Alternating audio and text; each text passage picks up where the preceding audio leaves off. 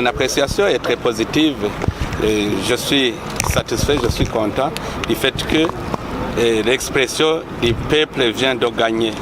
Si la Cour constitutionnelle vient de valider cette constitution, vient de valider le référendum, je tiens d'abord à féliciter le peuple burundais qui a eu cette occasion de s'exprimer et qu'effectivement il s'est exprimé pendant le référendum.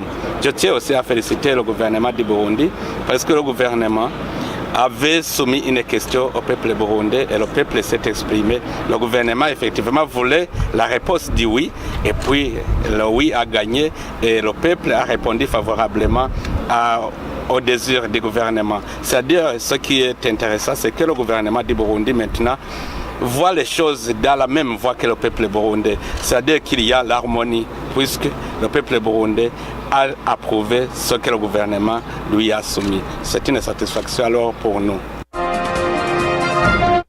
Pour moi, avoir même cette occasion de faire recours, c'est un signe de démocratie, c'est un signe de justice. La justice a fait son travail, la justice a analysé les plaintes de ceux qui étaient contre. Alors si la justice a déjà jugé, ce qui est intéressant est qu'ils ont eu l'occasion de faire recours, d'avoir justice, et puis je les conseillerais d'abord d'accepter le verdict des urnes et aussi le verdict de la justice.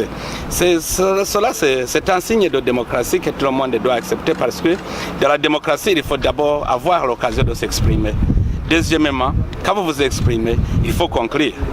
On s'est exprimé, on a conclu et tout le peuple, la grande majorité a participé dans les élections. Donc je crois que cette constitution vient de tracer pour le peuple burundais un avenir meilleur plus qu'avant parce que c'est une constitution qui est effectivement l'émanation du peuple. D'abord, ce n'est pas le CNDD-FDD qui a organisé les élections. Je pense que scientifiquement, chaque État est indépendant, chaque État est souverain. On n'a pas besoin d'autres États pour venir vous aider à organiser des élections intérieures. Parce que l'élection, c'est un signe de souveraineté pour tout pays. C'est le premier signe d'ailleurs. Le peuple est souverain. D'ailleurs, dans la Charte des Nations Unies, on dit que le peuple est le fondement de tous les pouvoirs publics de l'État. Le peuple s'est exprimé, donc il n'y a pas une autorité supérieure qui puisse venir s'intercaler entre ce que le peuple a décidé et ce qui a été décidé. Je vous remercie.